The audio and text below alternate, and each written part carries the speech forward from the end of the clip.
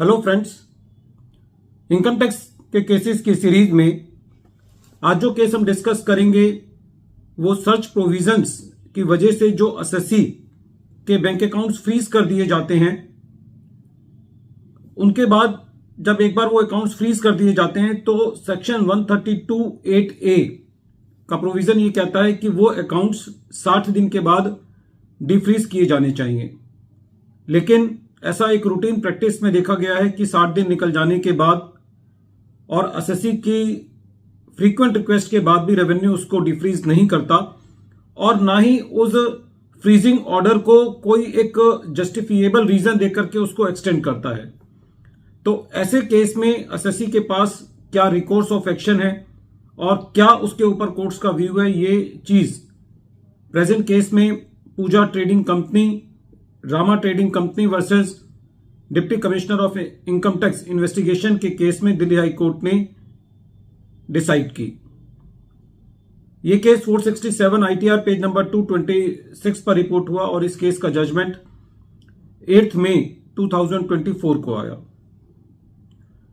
Present case में SSC के यहां सर्च हुई, एसएससी के अकाउंट्स फ्रीज कर दिए गए, 60 दिन का पीरियड निकल गया, एसएससी को कोई भी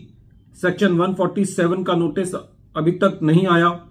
और एसएससी ने काफी बार रिक्वेस्ट किया कि मेरे अकाउंट्स को डिफ्रीज कर दिया जाए। ना तो रेवेन्यू ने उन अकाउंट्स को डिफ्रीज किया और ना ही जो फ्रीजिंग ऑर्डर था उसको कोई रीजन देते हुए उसको एक्सटेंड किया।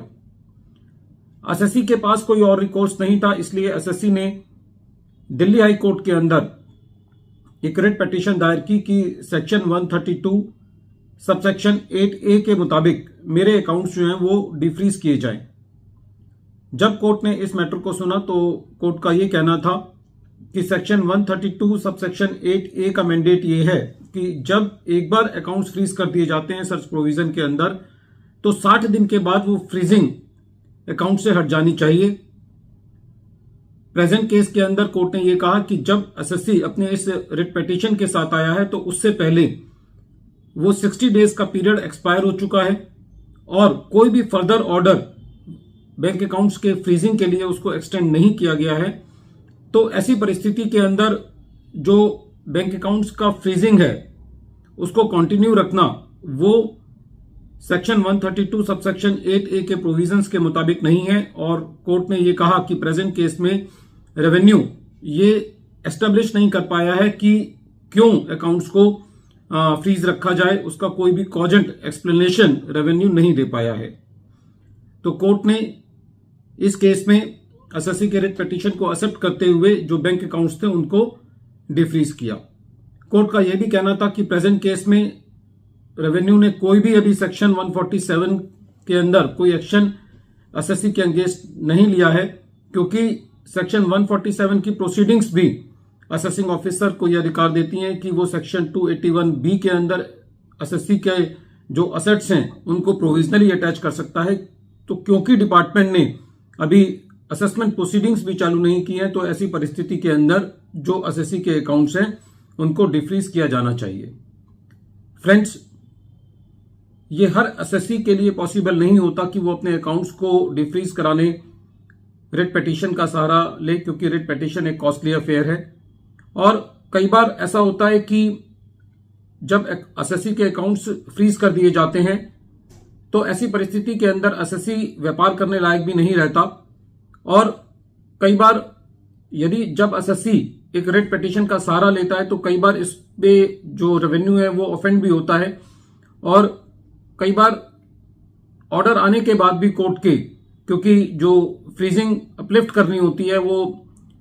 ऑफिसर नहीं करनी होती है, तो कई बार ऐसी परिस्थिति में एसएससी के लिए एक ऑकवर्ड सिचुएशन हो जाती है कि ऐसा लगता है कि जो एसएससी है वो ऑफेंड हो रहा है और वो कोर्ट जा रहा है। तो यदि कोई ऐसी गाइडलाइंस रेवेन्यू इशू करे कि जहां पर इस सेक्शन का स्ट्रिक्टली से पालन हो, जैसे एसएससी के अकाउंट्स फ्रीज हो या तो रेवेन्यू को जस्टिफिकेशन दे उनको आगे उस फ्रीजिंग को कंटिन्यू करने का, या एक ऑटोमेटिक डिफ्रीजिंग का एक ऑप्शन आना चाहिए कि जहां पर 60 दिन हटते ही एसएससी के अकाउंट्स जो हैं वो डिफ्रीज होने चाहिए। बहरहाल इस केस में दिल्ली हाई कोर्ट ने एसएससी की रिट पिटीशन को एडमिट किया। वीडियो के अंत में एक बार फिर मैं केस का नाम रिपीट कर रहा हूं। केस का नाम है Pooja trading company, Rama trading company versus deputy commissioner of income tax investigation and another. और ये केस 467 ITR पेज नंबर 226 पर रिपोर्ट हुआ। मैटर दिल्ली हाई कोर्ट ने 8 मई 2024 को डिसाइड किया। Thank you friends.